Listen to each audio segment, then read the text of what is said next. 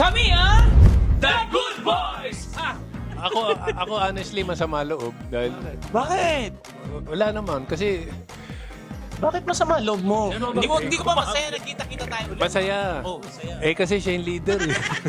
Dahil alam mo ang totoo niyan, masarap kasi tsaka masaya dahil nagkita-kita kami. Mm. Ewan ko itong mga to kung talaga regular nagkikita. Kaya nung naimbitahan ako, sabi ko, masaya to. Go ako dyan. Kasi sa totoo lang, pagka meron na tayong nakakasabay ng mga bata artista, para sila, para si Berting Labra na tayo. Si Panchito. Parang yun na yun. Ganun na, no? ganun Tintoy, di ba? Ganun na talaga. Wala Ganun na. tayong ginagawa. Tumatanda Given na yun. talaga. Given na yun. Tatanggapin na natin talaga. Yeah. At least the good boys yung... Good boys pa rin naman. Nagtanong So, yan. mga batang kalaban namin, parang yung isa gusto ko suntukin. Joke lang yun. Joke lang yun. Hindi, syempre, nakaka-pressure kasi parang feeling namin, pas fresh yung ideas nila sa mga banat mamaya o mga Di saka tanong.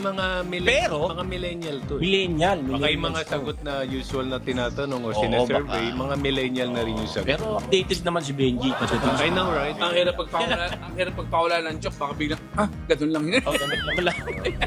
Abangan nyo kami dito lang sa Family Feud!